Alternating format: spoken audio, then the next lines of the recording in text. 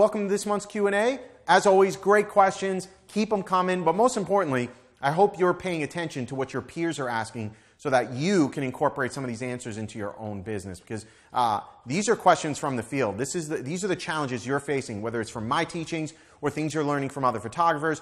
You're getting answers real time every month from me on how I would incorporate or deal with some of the issues and challenges you're facing in your business. So let's jump right into it. First question comes to us from Rob. Potential client says, all the other photographers automatically give us digital images. Why don't you? That is a great question. Rob, I see that question all the time in my studio. Here's a few ways to answer it. We absolutely do offer digital images. They're in our middle and top package. That's the first answer. So you're not saying no. You're always saying no and why. Okay? And in this case, it's not really a why. You're just telling them where they are available. And let's say they push on you. Let's just say, well, they offer them in their base packages. Why don't you? The reality is, Susie, I can't afford to offer you digital negatives in that base package. It costs me money to produce your wedding, be at your wedding, and give up a Saturday from other shoots. This is the price point where it makes sense for my business to be able to offer those products or services. No one is going to argue with you after you say that. They may not book you. That's okay. Not your client. But they're not going to argue with you because you're giving an answer that they can process. You're not just saying, well, we don't do it. If your answer is anything along those lines, it becomes combative, and that's not a good answer. Always explain the why. And I'm okay with when I explain the why if people don't accept that answer. I have conversations with people all the time. They're like, well, that doesn't make me happy. I'm sorry that it doesn't make you happy. I totally understand, but unfortunately, while you may not like my answer, I hope you understand my answer. Right? That's the way I like to have conversations. And they're not always going to go perfect, but make sure you understand why you're not just offering digital images. And the reality is, we want to offer more than just a CD of images. That would be another way I'd have the conversation. At Salvatore Cincotta Photography, we're a full-service studio. We believe in offering you product that's going to be on the wall for your family to enjoy for generations to come. I've never walked into a home and seen a CD hanging on a wall. Clients don't know what to say when you say that kind of stuff to them, but it's a real answer. Next question comes to us from 80. What is the best way to get people in to help rebuild your entire portfolio and marketing in order to attract the right clients without using professional models and without devaluing your services, time and talent by offering free sessions or coming across as desperate for new clients? The reality is if you're doing this kind of stuff, you kind of are desperate for new clients.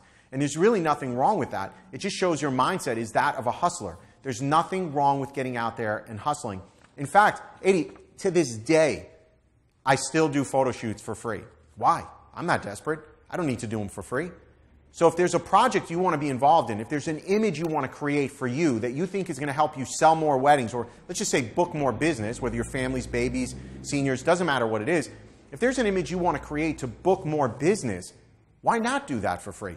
Because the reality is, if there's an image I want to create, normally I'd have to pay a model to come in and create that image with me, right? Because she's doing it for me. So if I can get away with doing it for free, am I really devaluing my service? I feel like when I do that, I've hit jackpot. I just saved $1,000. I just saved $500 by not having to pay somebody to execute on a vision I have. So flip your mindset on stuff like that. I call it sweat equity. Don't be afraid to invest your time. But the reality is, you shouldn't have to invest your time 10, 20 photo shoots a year. I mean, to this day, I would say I probably do, 5, 6, 10 max photo shoots a year. But you're also talking to a studio owner that does, call it 40 to 50 weddings a year, 100 plus portrait sessions a year that are paid. So I don't mind doing the 6 to 10 shoots that are free in the beginning if it's going to help me execute on a vision. So again, hopefully that makes sense. Next question comes to us from Kimberly. I shoot Canon. What is the best lens for zoom and wide shots? Kimberly, you're going to need 2 different lenses. That's just reality. You don't want one of those kit lenses that's like 18 millimeter to 400 millimeter zoom. The optics just suck. It's not what you're looking for. It's never going to be the right piece of glass. Instead, what I do is my go-to lens at all times is a 7200 2.8. That's my #1 lens. I love it. I use it literally 80–90% of the time. For the wide shots, I like to use either a 24 millimeter prime. Canon has a 1.4 or a 1635 for the super wide dramatic shots, 2.8. And I think Canon actually just released a new one, 1635.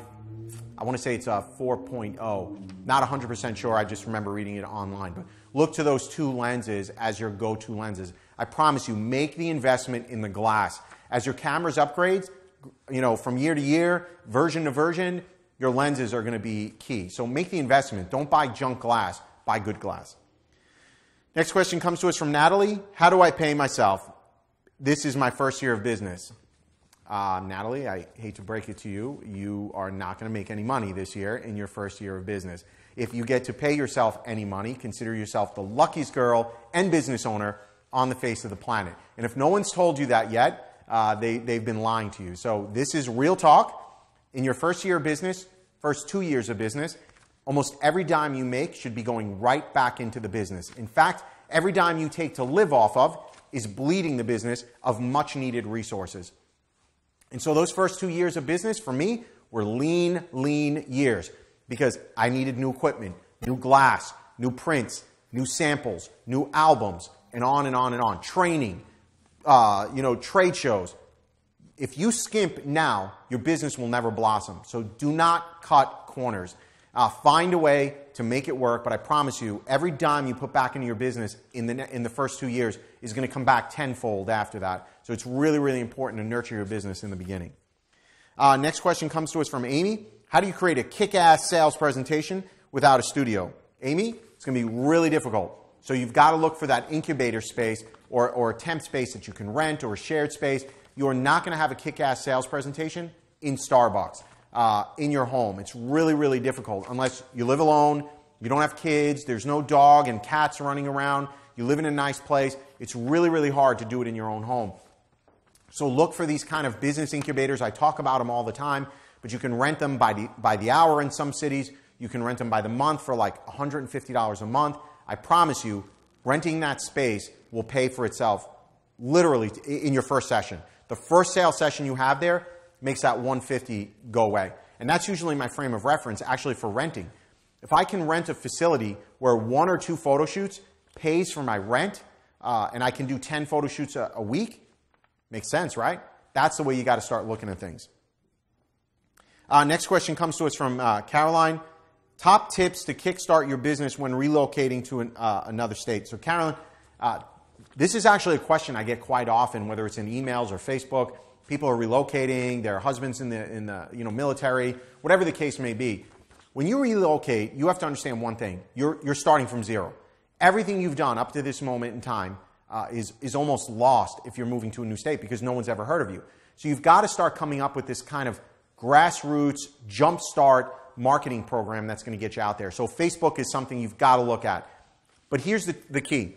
No matter what you do, it has to start before you move. So if you're living, let's just call it New York right now, and you're moving to Philly. If you're moving down to Philly and you know you're moving in 4 months, 6 months, you got to start advertising right now. Do not wait till you get to Philly to start advertising in Philly.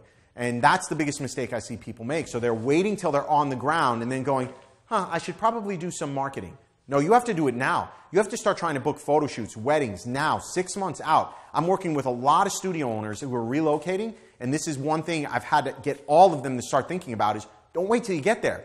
Start marketing now. So again, Facebook, super easy to start marketing.